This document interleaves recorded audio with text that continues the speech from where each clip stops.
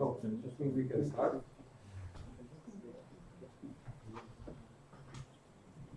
Are we ready? Yeah. So this talk will again be live casted through YouTube. Please make your questions, speak loudly so that the camera can record you in case you want to make questions. So it's our great pleasure and honor to have here with us Professor Mohamed Mokbel. Mohamed is coming from Qatar Research Institute, where he's a chief scientist, but he's also a professor at the University of Minnesota in the US.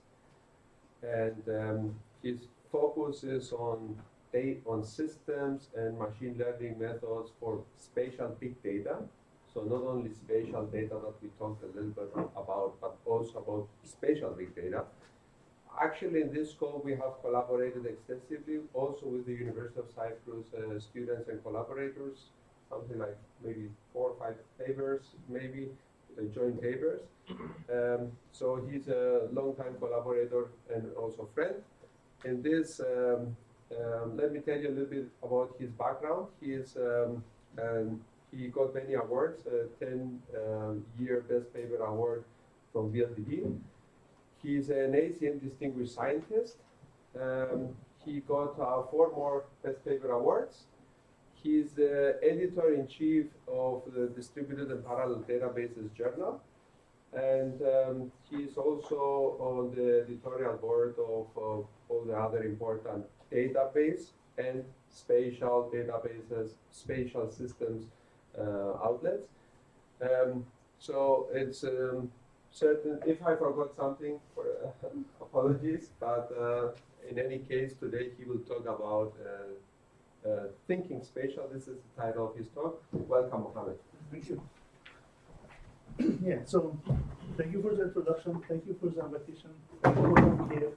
I like this time in this room where the presenter cannot see any clock, so the presenter can stay forever. So the only one who can see clock is you, so you tell me what you see if I go over time here. Okay, so what is thinking is spatial? It's the philosophy that I have been using in my research over the last decade.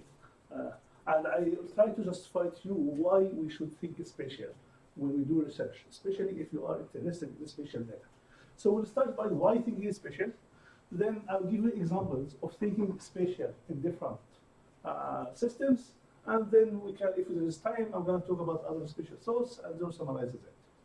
So why thinking spatial? If you go to systems people who publish their research at Segment VICD, or people who think systems in general, they always tell you, or they always think that spatial data is just one more data type for us.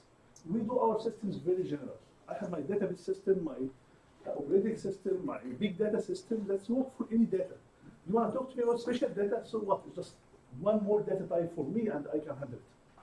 Meanwhile, people who really use spatial data and whose life is all about spatial data, and there's company industry about it. If you look Google Maps, it's all about spatial data. SD, QCRI, well, this is huge industry. That's everything to them is spatial data. So this community will tell you spatial data is everything for us.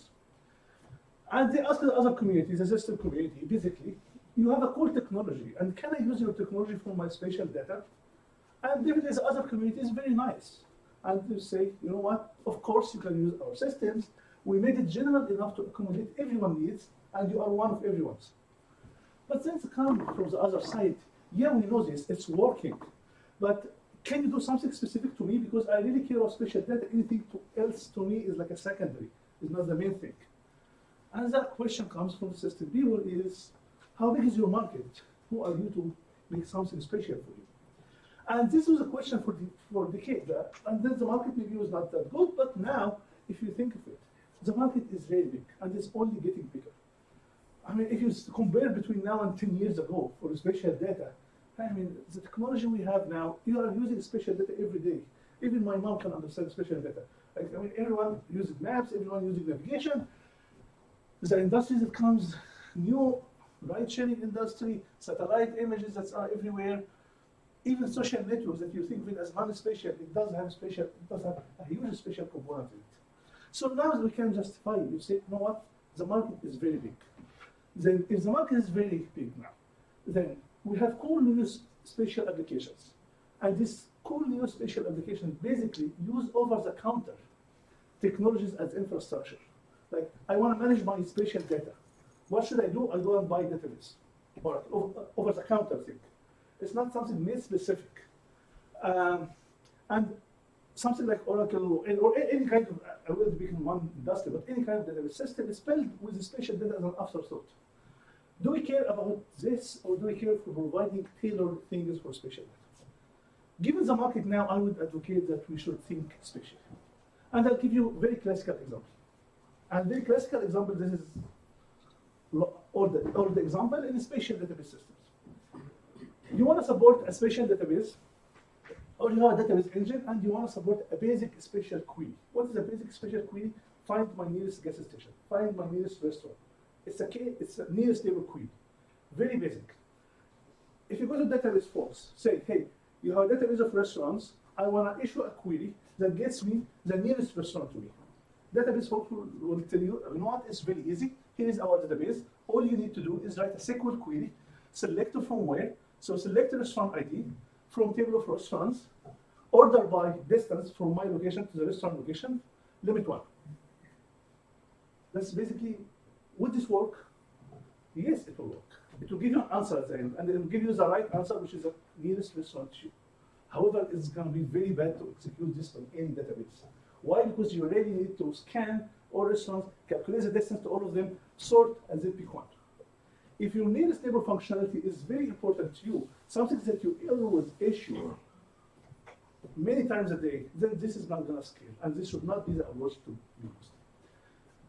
Another approach is to say, you know what, I'm going to do something from scratch, which is some companies actually did this. Scratch on the whole database ecosystem, I'm going to make only my own that's only specific for this kind of nearest neighbor. However, this approach is very expensive to do, and it's going to reinvent the wheel for many things. An approach that's always used now, or because that's a classical example, is a built-in approach. Here is my database engine. I'm going to crack the database engine from one side. I'm going to build a spatial index from one side.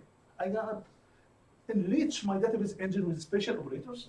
And then I'm going to write another SQL query, but somehow not conventional SQL query. Select the restaurant ID from table of restaurants. KNN is a new operator I did here, which is KNN's neighbor. My location as well.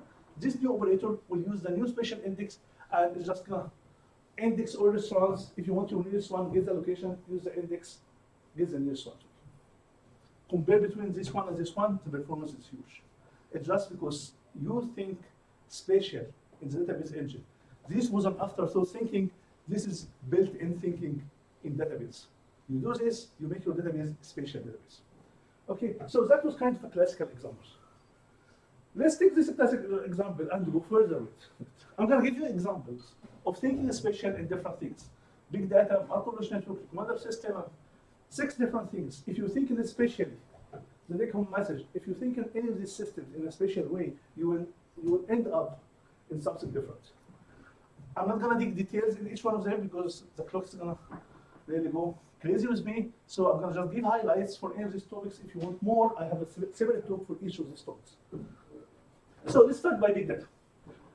So what's big spatial data? This work was with Ahmed Dawi, who was my student in Minnesota, and now he's a professor at the University of California, Riverside. So the era of big data, everyone is talking about big data, and there are many big data systems, starting from Hadoop to Spark. You really can flush a lot of things in this slide. And the question is, what about big spatial data? You go to these people and say, hey, you have a big data system. Can you support my big spatial data? The question is yes. Same like database support nearest neighbor query. It does work, but will it be efficient? That's the question. So we get the idea when we start this work that we have Hadoop. Hadoop is well known as a big data system. We want to support spatial data with Hadoop. So here is the Hadoop stack. It has a storage, which is HDFS, Hadoop Distributed File System, MapReduce layer, and so on. You can build a spatial modules on top of it. Same like you did build on top of database system. Or the other approach that you can turn Hadoop to spatial Hadoop is that you crack each layer and add spatial functionality in each layer here. I'm just going to go to example right away so that you can feel what is the problem here.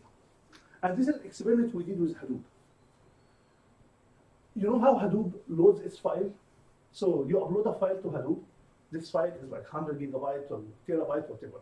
Hadoop does take this file, split it into chunks. Each chunk is 64 megabyte. And then take the first 64 megabyte, put them in one node. The second 64 megabyte, put them in a second node. Third 64 megabyte, put them in a third node, and so on. Now your data is distributed. Well, we did this in Hadoop for spatial data.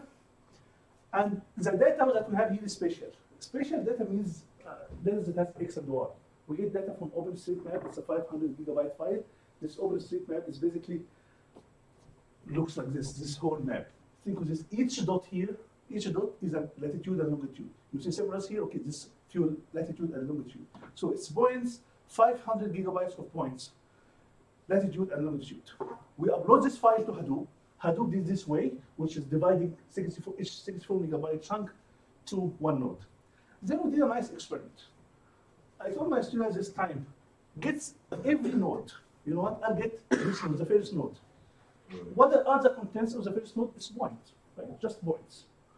Each point has a latitude and longitude. And we said, okay, let's draw the minimum boundary rectangle of these points, of the points on one node. What is the minimum boundary rectangle? Get all the points and see what is the rectangle, what is the minimum rectangle that will enclose all these points. Okay? And I will do this for each single node I have. This is the result we get. This is the data.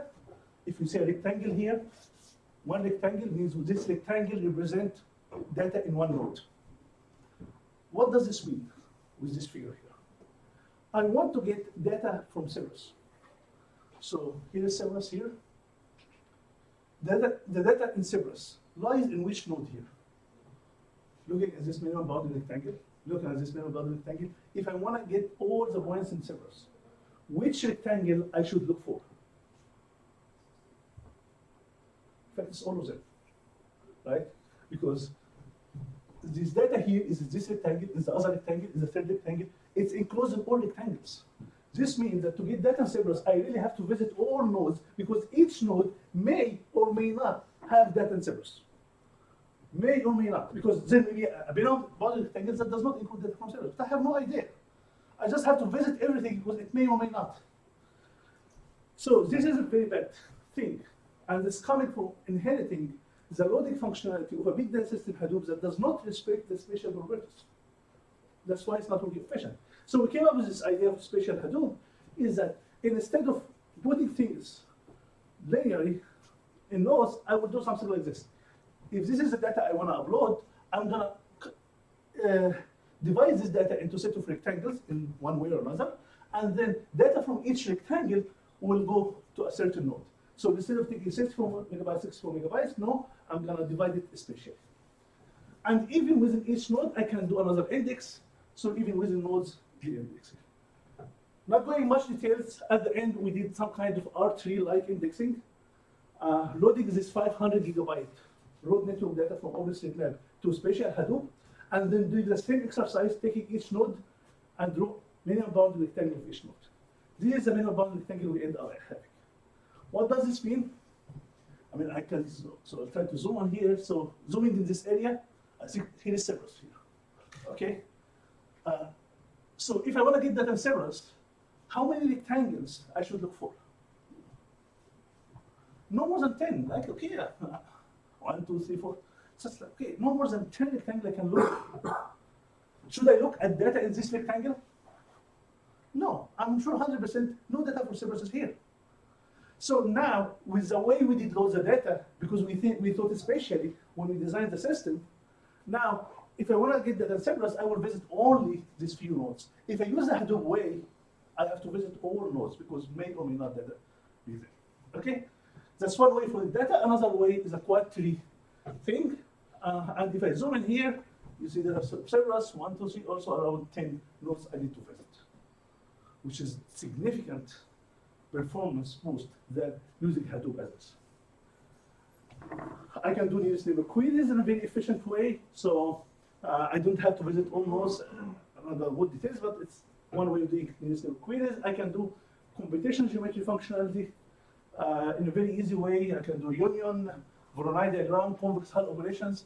All these operations if you use a single machine, let's say get 1x. If you use Hadoop as is, which is a big data system, you will get a boost of performance. Why? Because you are distributing the data anyway.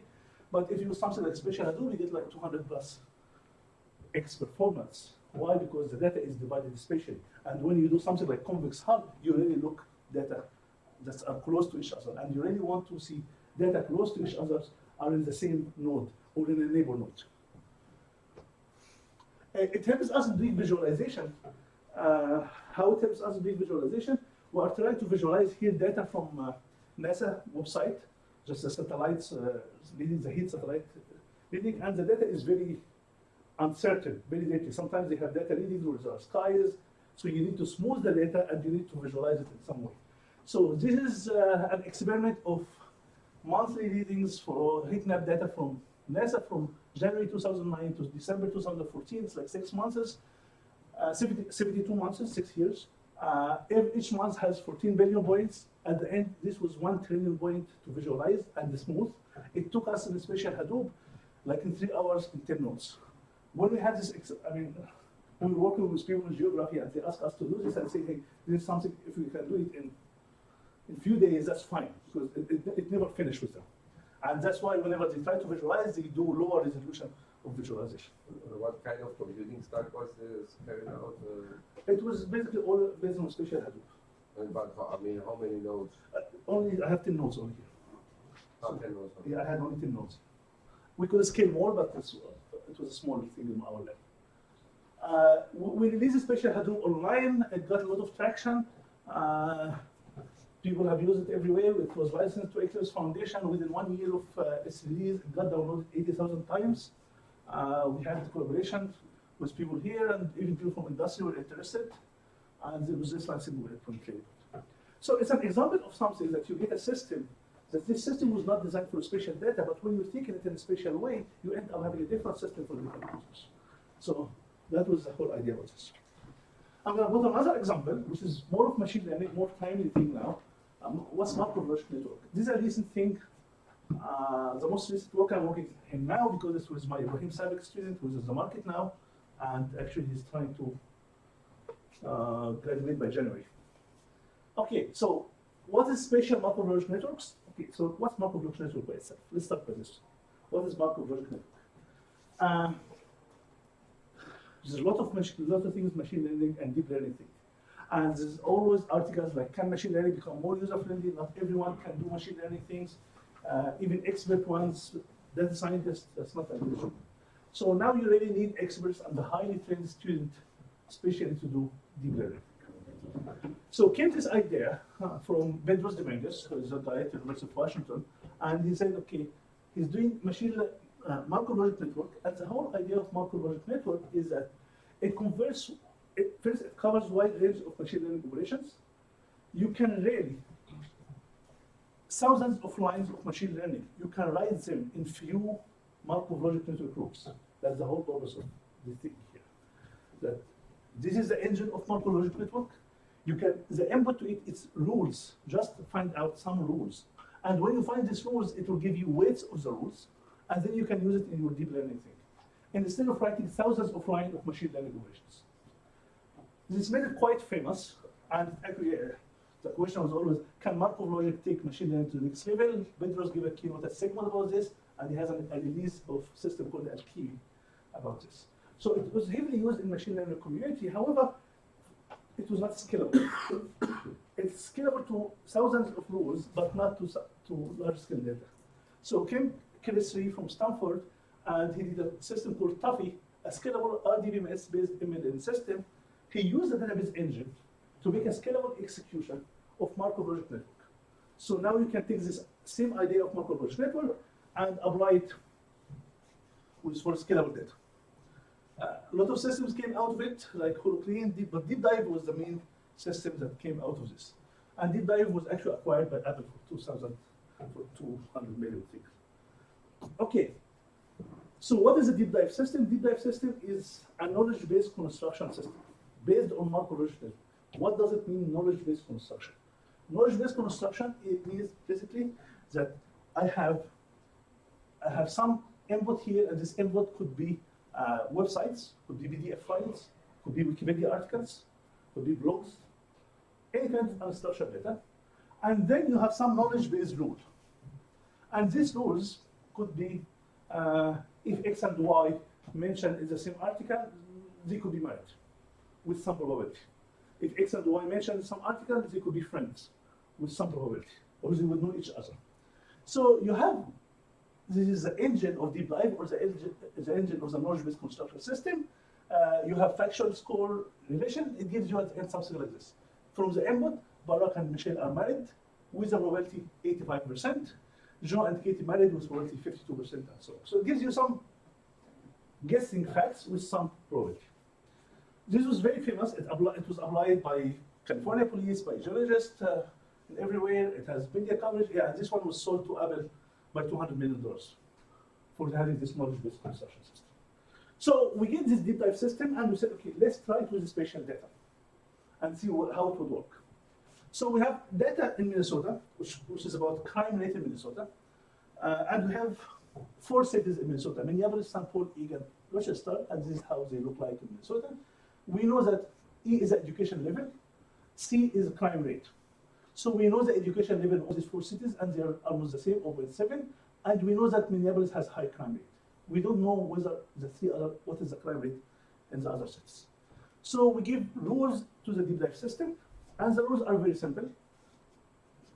Predicate 1, city X has high crime rate. Predicate 2, cities X and Y have same education level. The rule is if P1 and P2, then Y has high crime rate. What does this mean? Says if 2 cities have the same education level, they would likely have the same high crime rate, the same crime rate. That's basically the rule. We give this to deep dive, and it tells us, you know what, the other 3 cities, St. Paul, Eagan, and Rochester, will give you 0.5 in each of them. We have a ground truth for this, and this is far from being true. So we said, okay, why deep dive is not recognized is this? Because deep dive does not support spatial data. Why? Why spatial data would be any important here? Because crime rate is related to neighborhood, right? It's not like, okay, this is 2 cities with the same education level, but they are totally from 2 different neighborhoods. It does not make much sense, but if the 2 cities with close neighborhood, then there could be something here. We called deep dive people and said, you know what, your system does not support spatial data. I said, no, it can support it. How? You can do this, something like this, which is actually a nice idea too. You can add a third predicate here and say, cities X and Y are within 80 miles. And now we change the rule. P1, P2, and P3, Y has high crime rate. What does this mean? If 2 cities have the same education level and they are within 80 miles radius, then they would have the same high crime rate. Okay, so now you have spatial data. Now we apply this to deep dive. You know what? It gives us better result. Yes.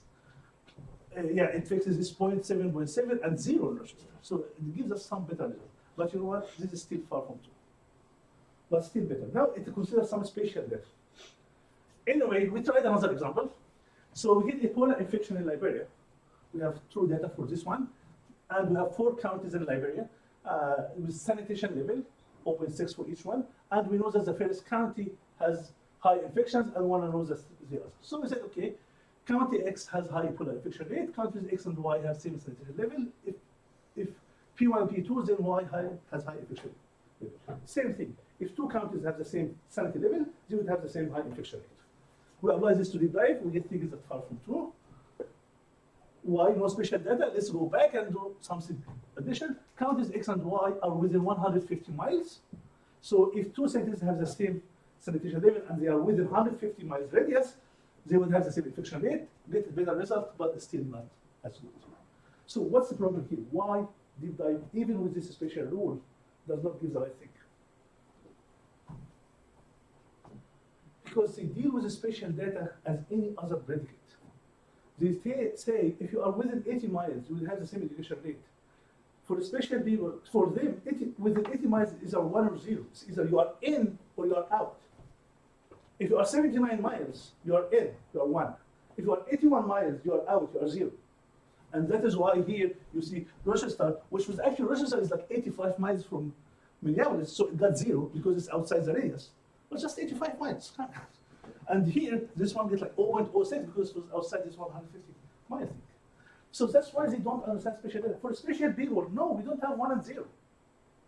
We have things that are closer, we have things that are further, but we don't have one thing that says anything else is close, anything else is further. So what we want to do is we want to have something like this. I want to have a rule like this. The closer y and x, the higher y crime rate. I want to have this, the closer y and x, the higher y infection rate. This is what I want to have. But doing this, okay, guess what? It's not even supported. Because this thing, this deep dive thing, knowledge base, is based on macrologic networks. And macrologic network takes rules. But it takes rules that has binary result, either 1 or 0. It does not take rules that can tell you, oh, this one is 0.5 closer, this one is 0.8 closer, and so on. Okay? So how to solve this problem? We shouldn't solve it from this level, from deep dive level. You should solve it from down. You should go to macrologic network, solve it from there, make macrologic network understand spatial data, understand these rules that has continuum, and take this support, use deep dive result.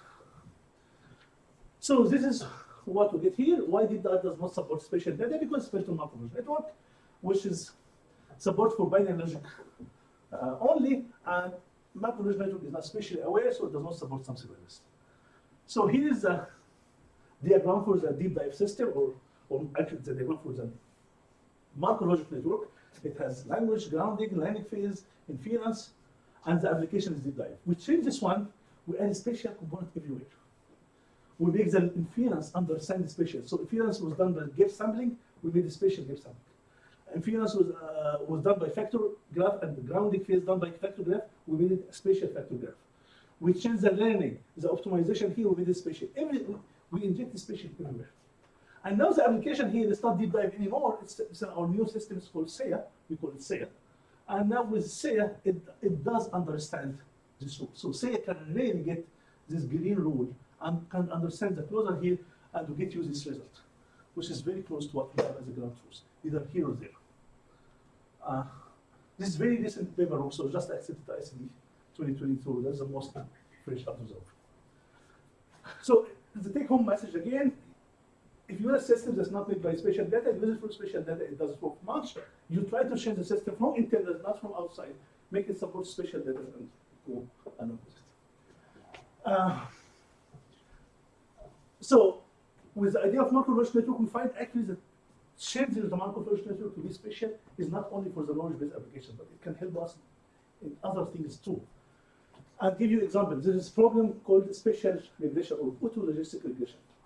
You know, I'm not sure if you hear about regression analysis. It's a very well-known topic in machine learning, or it's a classical topic. There's auto-logistic regression with a spatial version of it. And basically, you have some data missing, like, okay, I have this matrix here. I know this 0 is 1, and I'm missing 1 point here.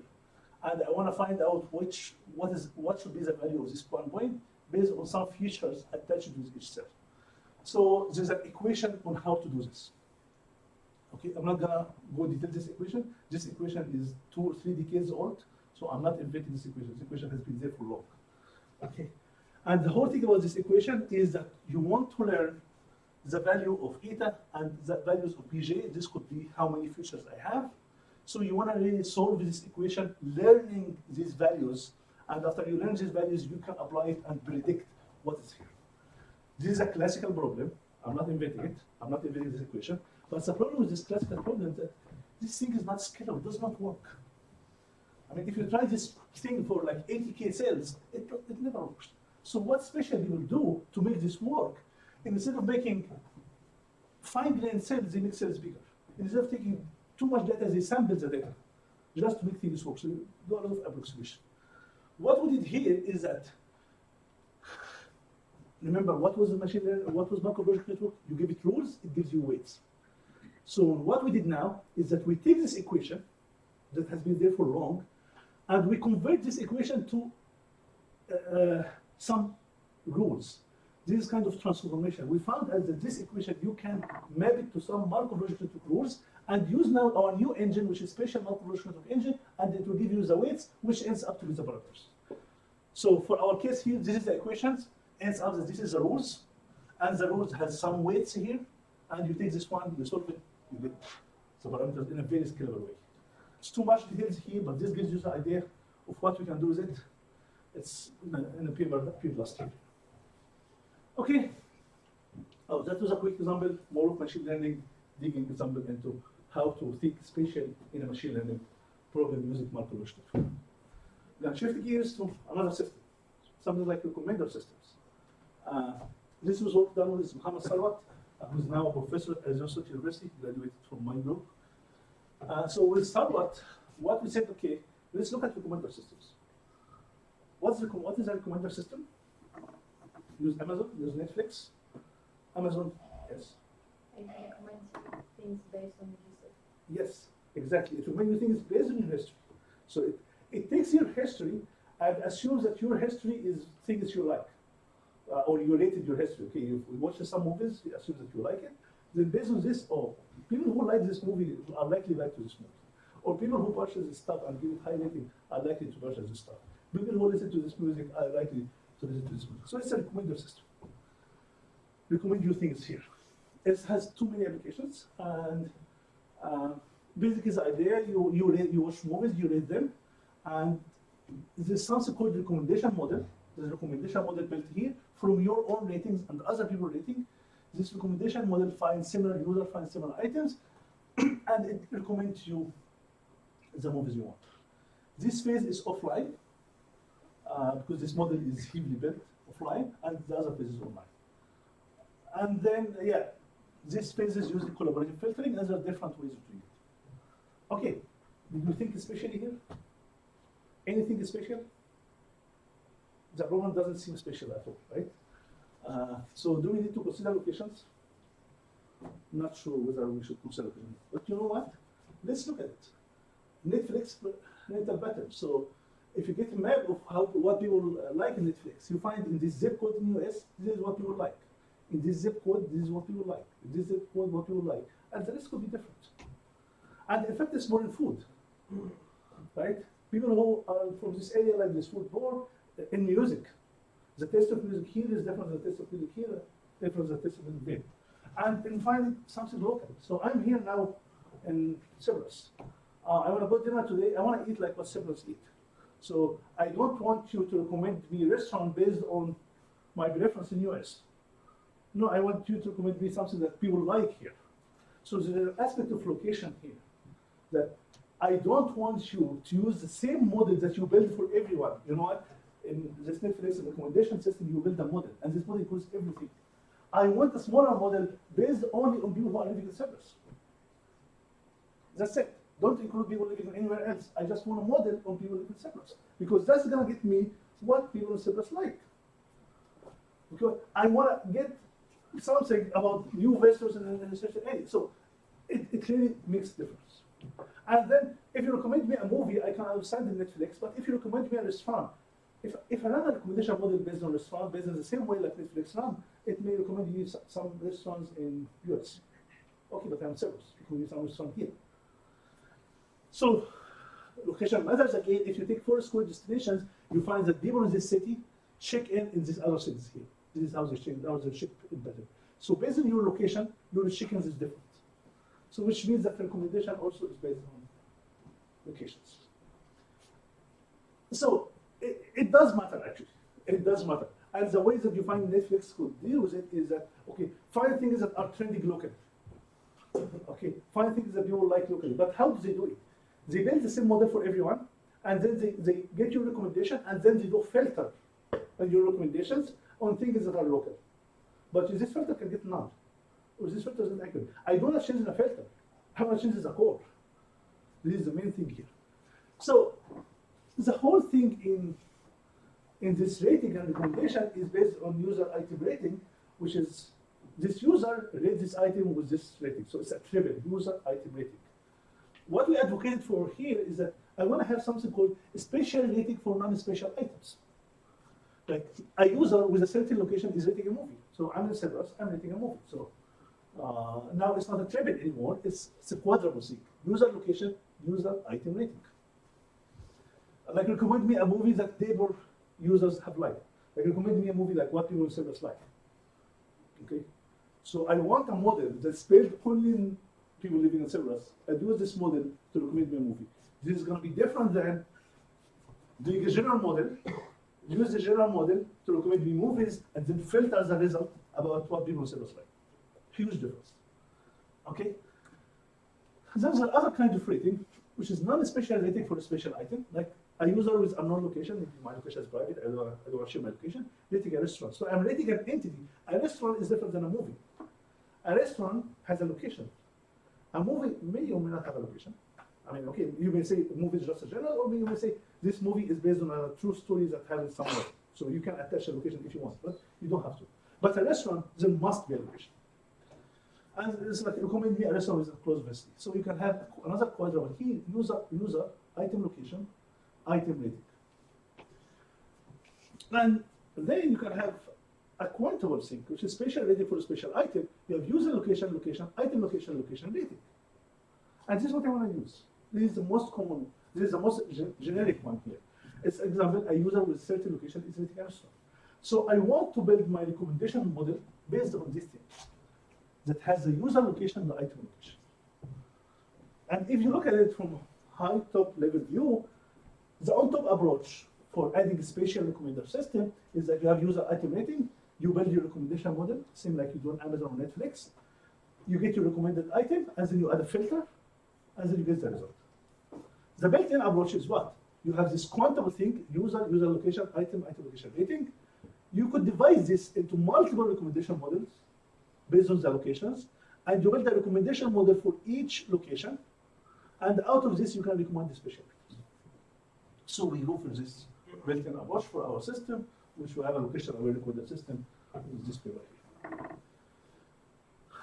We built this inside database engine inside Postgres, and actually, if you go to Postgres website, RecDB, it's called RecDB Recommender Databases. It's listed somewhere as one of the Postgres extensions. Yeah, so that was another example of getting a system that's not built for spatial data, but you can think of it spatially, and then you end up having different results. Okay, shifting gears, something else, social networks. We all use social networks, right? And yeah, this was my student Jay Bell, who got his PhD, went to Microsoft Research, working actually this thing, social network tool, and transportation, and then he just moved to JD, which is a big financial thing. So what's a social network? You want to use feed, you open your Facebook account, and then you basically, you see your feed here, you link it in, you see your news feed here. This is called the news feed.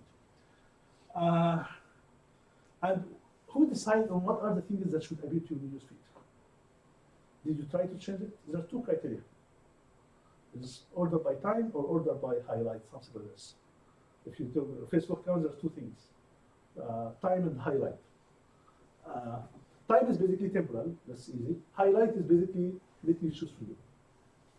So this is the whole idea of news feed. You have your friends, and your friends have a set of news, and this news go to a ranking function, and this ranking function orders the news from your friends, either temporal, which is time, or top stories, or which God knows how Facebook is doing it, or how LinkedIn is doing it. And based on this, it gives you a news feed, and this is what you see. Did we mention location here? Would it matter doing anything related to location? Do we need to consider location? So my prime example is this, and actually it happened to me. One time I was looking at my Facebook account, and a friend of mine was in Istanbul and say, hey, I went to this fancy, nice restaurant in Istanbul. I saw it in my news feed, and hey, good luck, my friend. That's it. So just days gone. 3 months down the road, I was myself in Istanbul. I looked in my Facebook account, I see the regular thing I see in US or Qatar or anyway, it's the same news feed. But what is the most important thing I was looking for? I was looking for this message from my friend, or this status from my friend 3 months ago that was talking about some good restaurant in Istanbul. Okay, first of all, I really don't remember who's among my friends who was there. And of course, I don't remember what he or she was saying at this point. If my Facebook account, or if my social network is spatially aware, it knows very well that it should present to me data. One of the ranking functions here should be temporal, top stories, or spatial. It would give me status messages that were posted spatially related to me now. This is what I'm advocating for having a third ranking function here, a spatial ranking function. So we did an experiment here, and yeah, this is what I was trying to justify. If the newsfeed functionality is aware of the inherent location of the message, more relevant newsfeed will be delivered. So we have location-aware newsfeed where each message would have a location of range. Like I'm posting a message now And actually it happens a lot to me now because I have a lot of friends in Egypt, a lot of friends in Qatar, a lot of friends in US with different things. Sometimes I want to post something about Egypt, and honestly I'm spamming my friends anywhere else. So, and I don't make something like groups, but I can say, hey, this message has this spatial domain. People are in this spatial area as are interested. So I would say we try to have each message here has a spatial measure of effect, and look, your news feed is the key most spatially relevant message to you. So one is posting, so Carol is posting 3 messages here. These 3 messages, each one has a different range. So this Carol here has 3 messages from 3 friends. Each message has a range, so Carol only should be interested in M3 and M5. So from the news feed, we focus only the first 2. And same, if Bob give a message, the same also we see what the messages are related. So we had a full engine how to get the messages that are related to you. I'm not going to go much in details, but I think I'm going to close time here. But the whole idea again is when you get your news feed, it's not like a query you issue to Facebook every time you log on. So now I log on. Do you think that by the time you log on, Facebook is going to really, or LinkedIn going to really go scan everything and get things to you? Things somehow dematerialize for you as an answer. So what we should do here, we should, in an proactive way, we know your location, prepare the news feed for you, and then once you log on, we can get your data right away. Okay, we had a system here called SendBet, which we tried in Minnesota, and but it was based only in the students. Systems like this have to be played online and get too many users. So it was based on our friends in Minnesota, where everyone posts a message, say, hey, this message only is of interest to people in this area. Okay, so I want to go into different system, which is Microblog Search. That was work with Al-Mahdi, who's now professor at UC Riverside. And what's about searching microblogs? It's basically about searching Twitter data, right? And it's easy to search for Twitter data. You can always search by keyword, and how Twitter is dealing with its index, its data, it always uses keyword index, because it's always keyword is the main thing about querying data. But what about location search? Can you search things within a certain location? I want to tweet it from Cyprus. If you use Twitter API, they use the keyword index, get all the tweets that with a certain keyword, and then they do the location of moving, and then they give you data with this location. So location is done on top of the keyword search. Okay. What we advocate for is that we say, no, it doesn't have to be on top. Maybe actually location could be first, and then keyword could be next, based on location. Or it could be some kind of compilation between them. When you look for trending keywords in microblogs, if you go to Twitter and try to find what's trending again, you have a global trend. This is what are trending internationally. And you can say some local trends. You can say, select your city and what's trending in this city.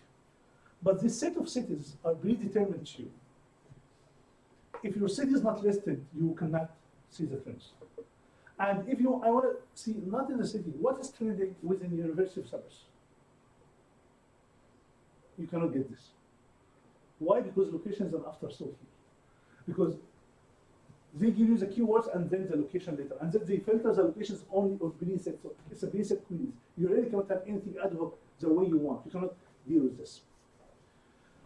So spatial trending is available for specific areas only. So what we were advocating here, we said, no, I mean, okay, we get as much data as we can from Twitter, whatever data is geotag, we try to geotag as much as we can.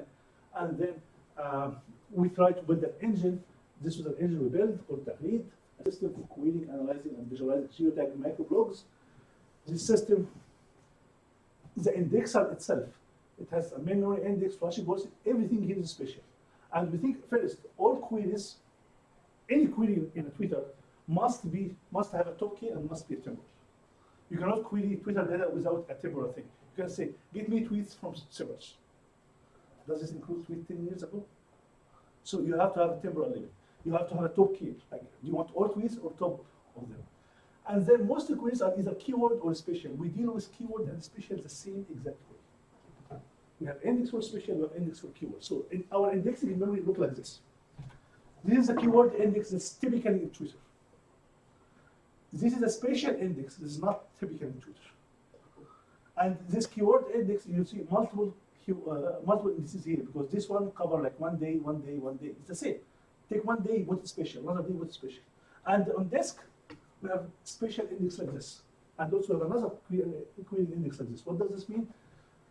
This is one day data, one day data, one day data. And then you aggregate this 1 week, 1 week, 1 week. You aggregate this 1 month, 1 month, 1 month. Everything is indexed spatially and in 3 different layers. There's a lot of redundancy here in data size, but that's okay with redundancy because storage is cheap and we are not updating data. Now, whenever I have any query spatial, the query spatial and keyword, I have many options to think. I can answer my query from the keyword, same like what Twitter will do. I can answer my query from a spatial. I run a query optimizer. I decide which one is better to answer the query from here first or from here first or combination from these two. I have options to choose here. But in many cases, I go spatial only, and that makes a big difference. This was the interface for system. It made it to a very successful startup called Lucidia. You can Google Lucidia online, but you have to pay if you want to be a customer. So it's all based on patented idea from doing a spatial index inside the engine Microblog. Okay. Okay. So last thing I'm going to talk about, I think I can do it in time. So crowdsourcing. It's another system that you can think of, especially. And what's crowdsourcing? This was my student, Chris Jonathan, just graduated last summer, and he saw the light, not going for academia, he's going for a startup, his own startup. So what's crowdsourcing? Crowdsourcing using a mechanical Turk, which is something you do in Amazon Mechanical Turk. Basically, you send a request, and this request you send it to Amazon Mechanical Turk and ask you to work on it. And this request could be, can you tell me the location of this image? Can you translate this document for me? Can you fill this survey? Can you fill in this survey? So you send a request here, and you recruit workers, and you pay money. So you say, hey, whoever does this task, I'm going to pay 5 cents for this task. A lot of people get in, you pay 5 cents to each one of them, and then Amazon Mechanical Turk aggregates the result, give you the result back. There's too many systems going on here for this. Do we need to think about spatial crowdsourcing? Does it make any sense? So let me just go to an example right away.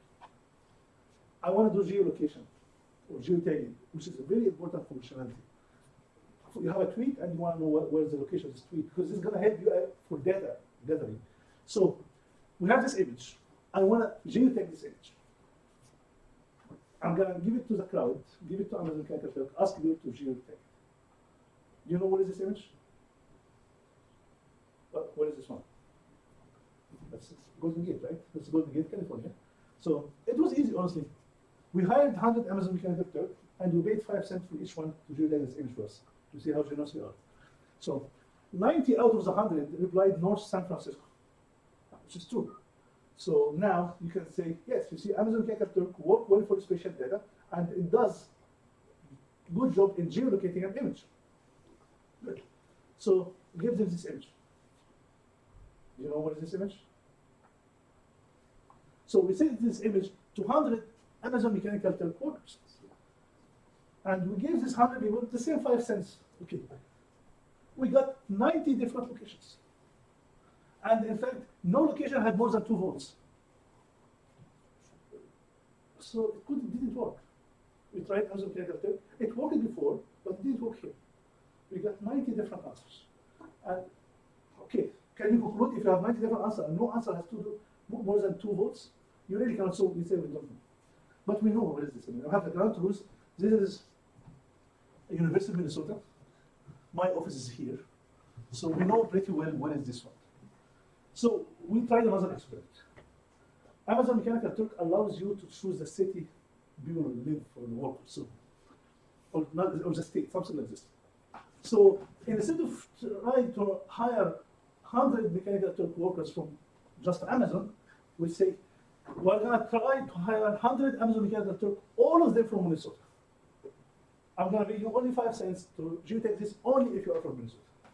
And what's the result? 95 out of the 100 pinpoint to the exact location of this picture, and all said that this is Minnesota. Okay, this means what? This means that you really need to hire the right workers. It's just you need to hire the right workers. Hire people who know the location of this location, and let them do it. Don't use Amazon Calculator as is and give it to anyone. No, you have to think spatial here and give it to the users who live close by the edge. Okay, this is the conclusion. But what is the challenge here? If I have an image, I don't know its location. How can I give it to people who are living close or who live next to the image? If I know that this picture is Cyprus, I will give it to people in Cyprus. But if I have a picture that I have no idea it's in Cyprus, how do I decide to recruit people from Cyprus to geotag it, right? That's a challenge. So we changed an Amazon Calculator and we wrap it with a spatial thing, and we tried this. The system we call Stella here. So it's the same image. I have a budget 100 people. I just want to hire 100 people. Okay. I don't want to hire more. So we said I'm gonna first hire 25, not 100. 25 from Amazon Calculator, 25 random around the world. Not from Minnesota because I have no idea that this one is Minnesota. And here is the answer we got from 25 people. Can you really get the location of the image from here? No, no way, right? It's actually 25 different locations. But can you sense anything out of this? Can you sense anything? It seems like someone here. It's more in the US, right? Okay, let's hire another 25 ones, but all of them from US only. Don't hire anyone from outside US. And ask these people. 25 people, give us 25 different locations. Okay? Do we know the location now? No. But can we sense anything? Oh, it looks like someone here. Someone in the Midwest area. Okay, so let's go more. Hire 25 workers only from this area. We get this answer. Do we know the exact location? Maybe not, but you know what? It must be here. Right? Now hire the first 25. Now we get this 100 now. But the whole first 25, all of them from Minnesota. All of them from here. And these people, yeah, you really get it. You see? So now they get the answer. This is a true experiment we did, by the way. It's not like something we imagined. And the result, a really actual result. It's just we thought of the crowdsourcing thing as a spatial problem from the beginning. It's not like do the filtering at the end. Is the error proportional to the bounding box? Because even here there is a small error, right? Yeah, but we tolerate some error here, so we really don't have. I mean, we're not looking for black and long. How do you look at this number? No, honestly, we look. Okay, it's with a certain boundary.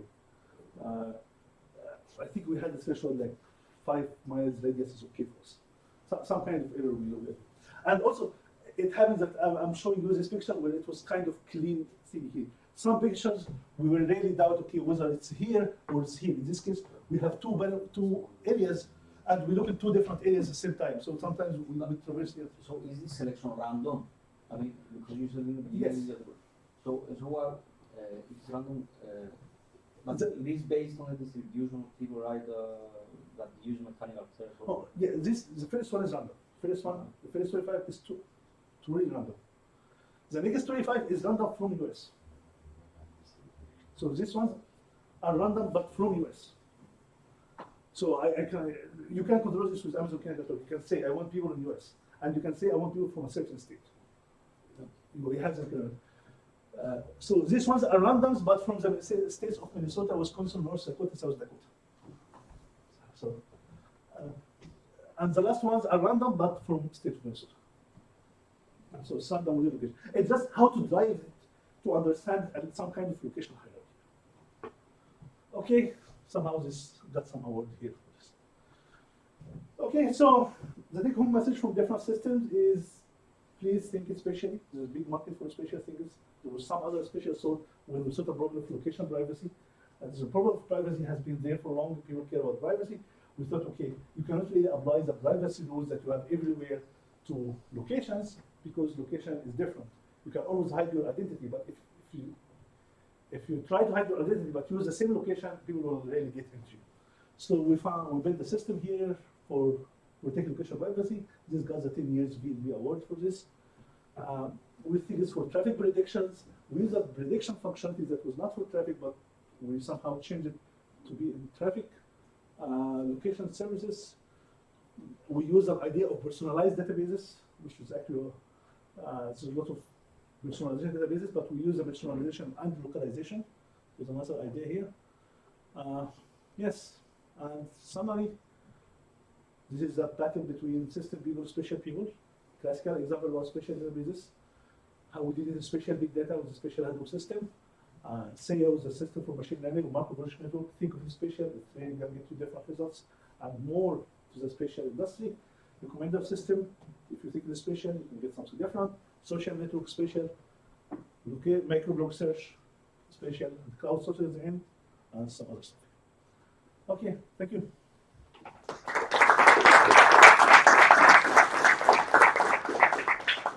So do we have any questions from the audience? I have a comment basically, which is a great talk, but you know, in most cases when we are dealing with location awareness, one issue that we usually face, especially if we combine it with machine learning, is that location provides bias. So basically the data, if we try to create different recommender systems for different locations, this creates bias, and usually it is hard to tackle extreme cases. So have you ever considered this issue in your... Oh, I agree. Yeah, it does give bias. Of course, people with different locations give bias. But that's a good reason to think it differently. But I use your same exact argument that, yes, location is biased. This is why you need to think as a separate from other things. Other attributes may not be as biased as location. That's because it's biased. I want to build the recommender system for people on servers. I don't want to use the recommender system for people on servers to affect the decisions that someone in US is taking, because the location is biased. For example, let me use an example just to see how you're going to face this problem. Let's take a recommender system for tourists. Yes. So let's say that the guy from Scandinavia is coming to Cyprus and tries to find a restaurant. Let's take the restaurant example. So if we take into consideration only the location and the rating in that location, maybe like 90 or high percentage of the ratings are from Cypriots. Yes. So they may recommend something that Scandinavians don't like. Yes. So how gonna? Yeah, but why you need to think of the location as a Cyprus? You can think of the location as Scandinavia. So you can build the model based on the view of Scandinavia who are going outside. Where do you want to go? Where does you want to go? So the location could be the destination or the origin. So the location is an attribute. How you say this attribute? Say like the crowdsourcing here. Do I need to use the people who are living in Minnesota now, or the people who are aware about Minnesota? Maybe I have been living in Minnesota for 15 years. I'm not now, but I'm still expert there. So how to fill your location attribute is up to you. You want to make it Scandinavia, you want to make it Cyprus, it's up to you. But it does make a difference, right?